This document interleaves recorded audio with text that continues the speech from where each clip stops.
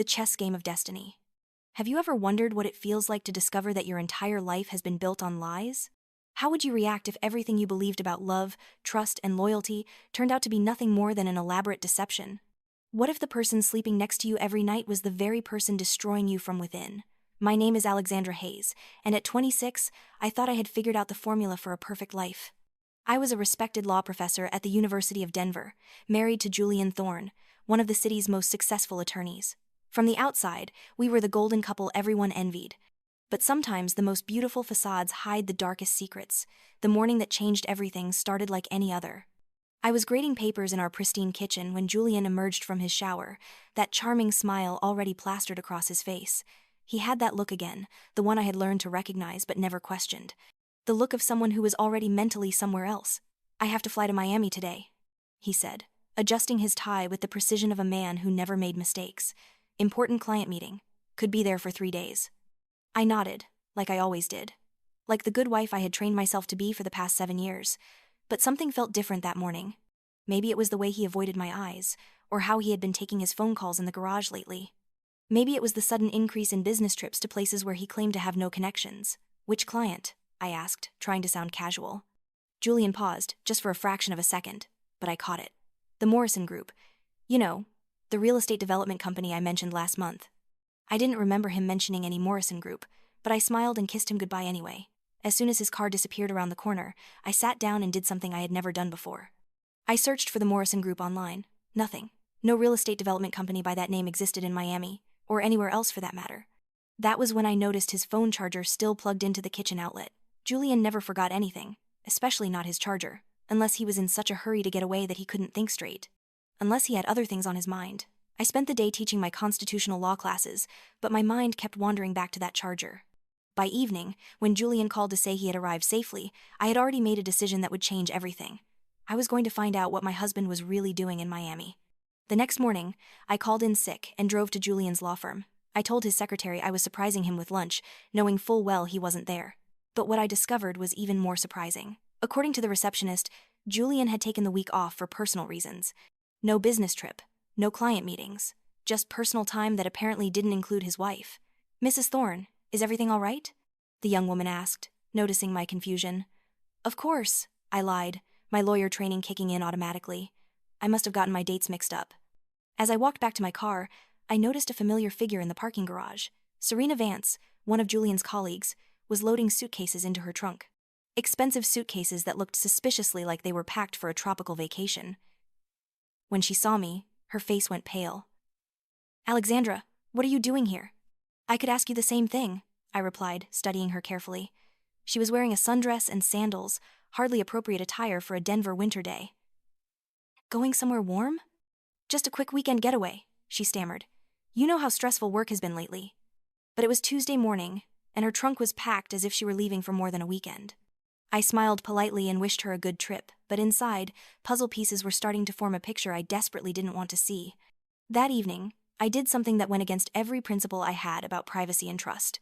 I accessed Julian's laptop using the password he thought I didn't know. What I found there shattered whatever illusions I had left about my marriage. Emails between Julian and Serena dating back 8 months, photos of them together at restaurants I recognized, hotels I didn't. Flight confirmations for 2 passengers to Miami, departing yesterday. Hotel reservations for a suite at the Fontainebleau for Mr. and Mrs. Thorne. Except Mrs. Thorne wasn't me. I sat there in our living room, surrounded by the photos and furniture we had chosen together, reading messages that made me feel like I was drowning. Julian writing about how he had never felt this way before. Serena responding that she couldn't wait to be free of her marriage to Daniel. Plans not just for a romantic getaway, but for a future that didn't include me. The most devastating part wasn't the betrayal itself, but the realization of how long I had been living in a fantasy. The late nights Julian claimed were for case preparation. The weekend conferences that never seemed to have any documentation. The way he had gradually become distant, claiming it was work stress while I bent over backward to be understanding and supportive. I had been the perfect wife, and my reward was to be discarded for someone younger, more exciting, someone who made Julian feel alive in ways I apparently never could. The cruelest irony was that I had been funding their affair without knowing it. Julian had access to our joint accounts, and I now realized where those mysterious cash withdrawals had been going. Expensive dinners, weekend getaways, jewelry that never made it to me. When Julian called that night, his voice warm and loving, asking how my day had been, I almost confronted him right then. But something stopped me. Maybe it was my legal training, or maybe it was a survival instinct I didn't know I possessed. Instead, I played along. "I miss you," I said, meaning it in a way he would never understand. I missed the man I thought he was, the marriage I thought we had, the future I thought we were building together. "I miss you too, sweetheart. Just 2 more days and I'll be home." 2 more days of lies. 2 more days of him sharing a bed with another woman while telling me he loved me. 2 more days for me to decide what I was going to do with the knowledge that was eating me alive. I didn't sleep that night. Instead, I sat at my computer and began researching everything I could about Serena Vance and her husband, Daniel Miller. If Julian and Serena thought they could destroy 2 marriages without consequences, they were about to learn how wrong they were. Daniel Miller was an architect, specializing in sustainable design.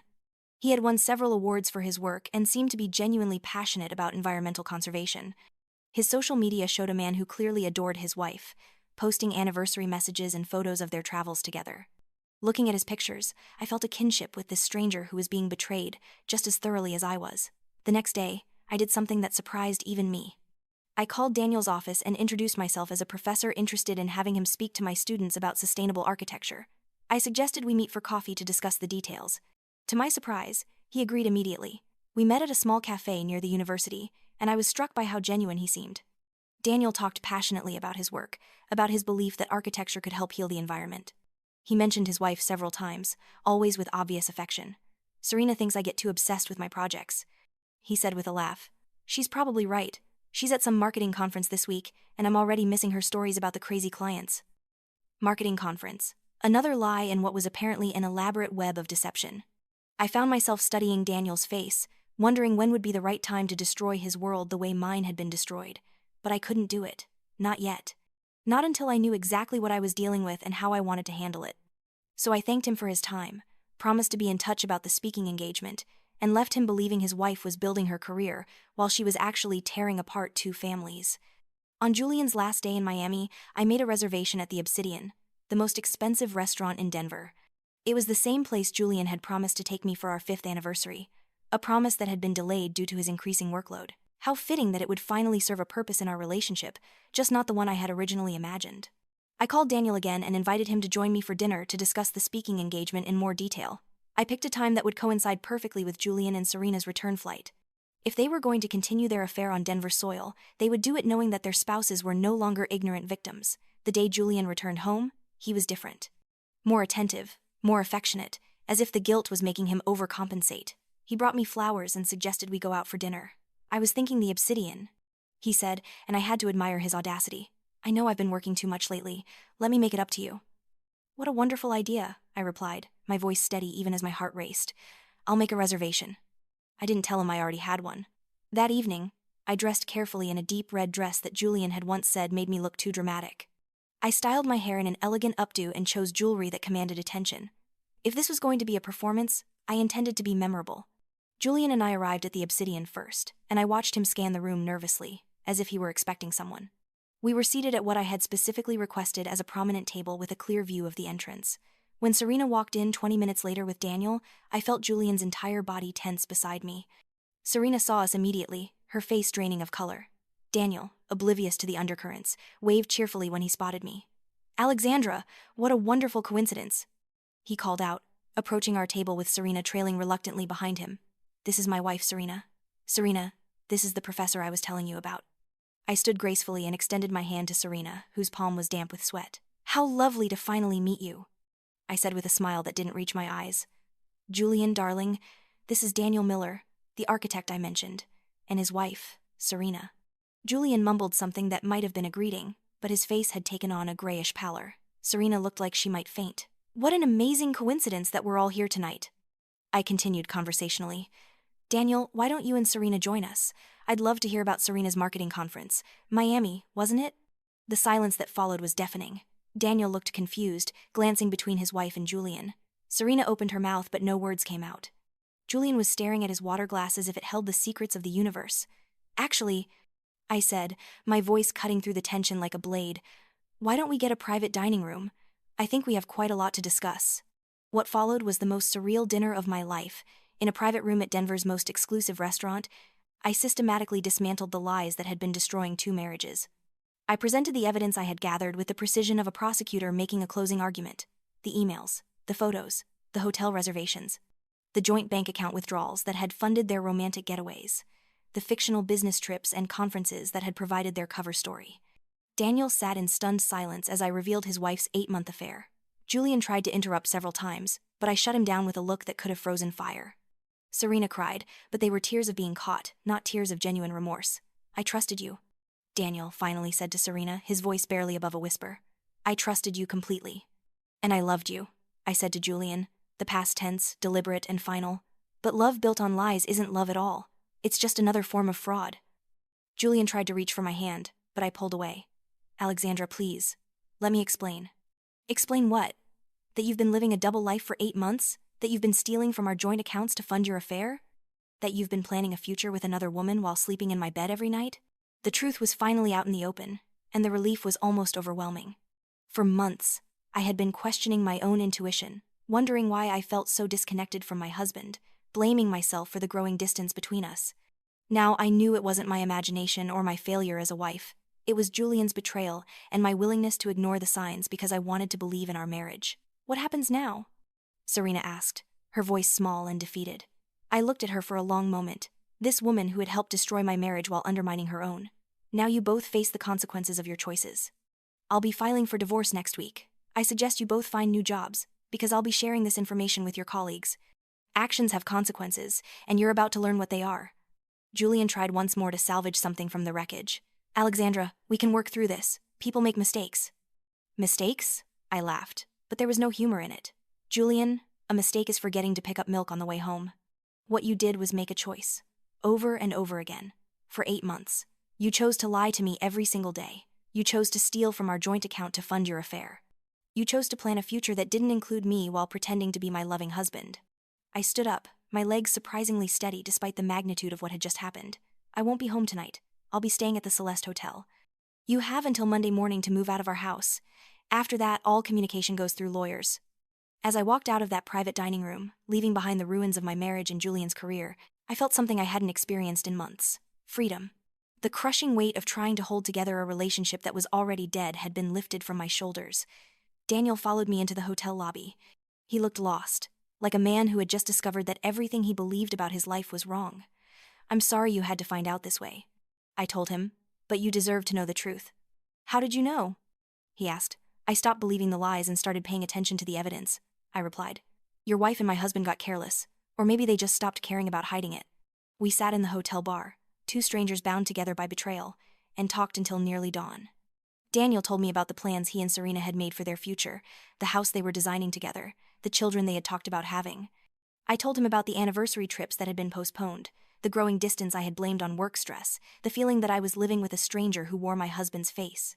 What will you do now? Daniel asked, as the sun began to rise over Denver. I'm going to rebuild my life, I said with a certainty that surprised me. I'm going to remember who I was before I lost myself trying to be the perfect wife for a man who was never really my husband. The next few months were a whirlwind of legal proceedings, property division, and the slow process of untangling a life I had shared with someone for 7 years. Julian tried repeatedly to contact me, sending flowers, letters, emails begging for a chance to explain or make amends. I ignored them all. The divorce was finalized 6 months later. Julian was forced to resign from his law firm when the partners learned about his affair with a colleague and the ethical violations it entailed. Serena left Denver entirely, unable to face the professional and personal consequences of her actions. Daniel and I remained friends throughout the process, supporting each other through the practical and emotional challenges of rebuilding our lives. What began as a shared trauma gradually became a genuine friendship based on mutual respect and understanding. A year after that devastating dinner at the Obsidian, Daniel and I were having coffee at the same cafe where we had first met. But this time, we weren't discussing speaking engagements or architecture. We were talking about the trip we were planning together, the first vacation either of us had taken since our divorces. You know, Daniel said, stirring his coffee thoughtfully, I never thanked you properly for having the courage to tell me the truth. It would have been easier for you to just divorce Julian quietly and let me live in ignorance. I couldn't do that, I replied. You deserve to know who you were really married to, just like I deserve to know who I was really married to. We sat in comfortable silence for a moment, watching people hurry past the cafe windows, everyone absorbed in their own dramas and dreams and disappointments. Do you ever regret it? Daniel asked. The way you handled everything that night? I considered the question seriously. Did I regret exposing Julian and Serena's affair so publicly? Did I regret the pain I had caused Daniel by shattering his illusions about his marriage? No, I said finally. I regret that it was necessary. I regret that two people we loved chose to betray us so thoroughly. But I don't regret choosing truth over comfortable lies. I don't regret choosing my own dignity over a marriage that was built on deception. 2 years later, Daniel and I were married in a small ceremony at the Botanical Gardens, surrounded by friends who had supported us through the worst period of our lives. It wasn't a fairy tale ending, because real life isn't a fairy tale. We both carried scars from our previous marriages, and we both had to learn how to trust again. But what we built together was real in a way my marriage to Julian had never been. We talked about everything, shared everything, built our relationship on honesty and mutual respect rather than romantic illusions and convenient lies. Sometimes I think about that night at the Obsidian, about the choice I made to confront the truth rather than live in denial. It would have been easier to close my eyes and pretend I didn't know what Julian was doing. Easier to be the victim who suffered in silence rather than the woman who demanded accountability. But easy isn't always right, and comfortable isn't always healthy. I learned that sometimes the most loving thing you can do for yourself is to refuse to accept less than you deserve. I learned that truth, however painful, is always better than beautiful lies. I never saw Julian again after the divorce was finalized. I heard through mutual acquaintances that he struggled to rebuild his career and his reputation. Part of me felt sorry for him, but mostly I felt grateful that I had found the strength to save myself from a life of willful blindness. The chess game of destiny isn't about winning or losing. It's about having the courage to see the board clearly and make the moves that protect what matters most. For me, what mattered most was learning to value myself enough to demand the truth, even when the truth was devastating. My name is Alexandra Hayes, and I am no longer the woman who accepted lies in the name of love. I am the woman who chose herself, who demanded better, who built a life worth living on a foundation of honesty and self-respect. And that, more than any fairy tale ending, is the victory I'm most proud of.